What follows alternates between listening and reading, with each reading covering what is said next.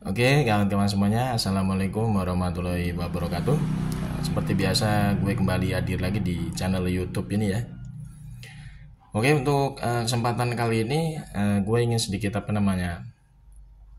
masuk dalam konteks ini aja kali ya, terkait dengan kasus ijazah aspalnya Mukidi. Cuman gue coba masuk konteksnya terkait dengan riwayat akademik aja lah ya.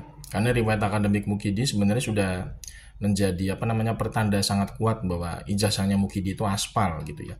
Kalaupun Mukidi itu bisa menunjukkan ijazahnya ya di hadapan publik atau di pengadilan, udah pasti aspal gitu ya.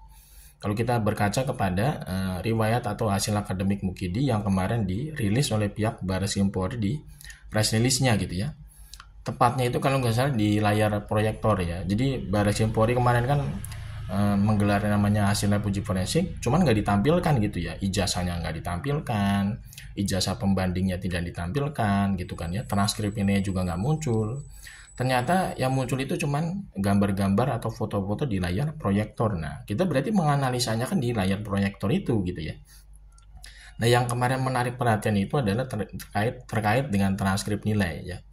Transkrip nilai di layar proyektor itu menunjukkan dengan jelas bahwa Mukidi itu punya nilai D ya sebanyak 6 mata kuliah gitu ya.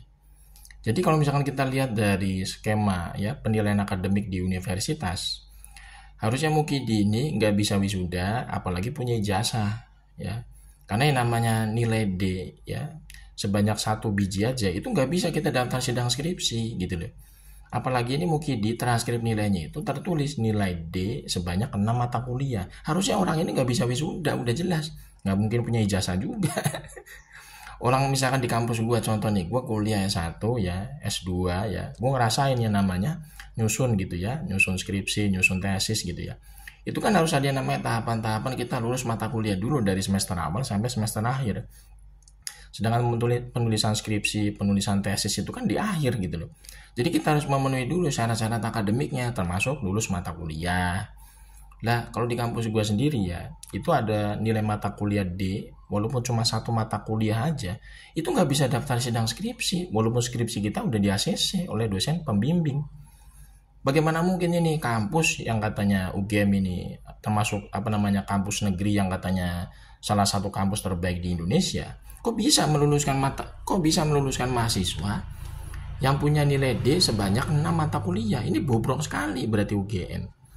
Ya, ini seperti bukan kampus pada umumnya berarti kan gitu ya. Di kampus gua aja ya, yang kampus swasta, itu nggak bisa ya daftar sidang skripsi kalau ada nilai D sebanyak 1 mata kuliah doang. Padahal nilai D cuma 1 biji aja. Kalau lu kuliah di kampus gua, lu nggak bisa daftar sidang skripsi sampai kapanpun. Karena itu aturan baku yang sangat ketat di kampus gua ya. Jadi bagaimana mungkin kampus UGM yang katanya kampus negeri, kok bisa ya aturannya sebobrok itu gitu ya. Ada mahasiswa dapat nilai D sebanyak 6 mata kuliah, tapi dia bisa wisuda sampai punya ijazah. Ini kan sebenarnya udah ketahuan lah ya, ini ada permainan atau kong kali kong antara Mukidi dengan UGM. Dan ini yang menurut gue sangat disayangkan ya, sangat disayangkan sekali. UGM itu menjadi dalam tanda kutip itu jadi pembela atau pelindung bagi Mukidi yang jelas-jelas sudah merusak nama UGM sendiri. Ini kan sekarang yang rusak kan bukan cuma Mukidi Balul Peko itu ya, tapi UGM juga jadi rusak namanya. Harusnya yang rusak itu namanya Mukidi aja, UGM itu jangan dibawa-bawa gitu loh. Tapi sangat disayangkan UGM ini justru malah menjadi semacam kaki tangan ya terkait dengan ijazah aspalnya Mukidi ini. Akhirnya sekarang UGM itu udah ikut-ikutan jadi jelek namanya gitu ya.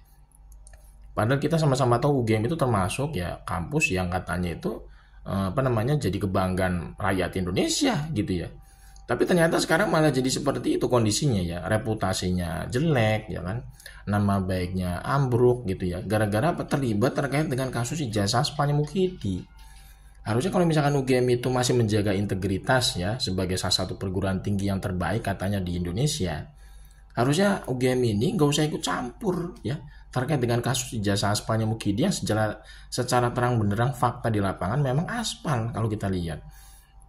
Nah sekarang yang jadi blunder di sini kan karena UGM itu udah terlanjur ikut campur gitu loh.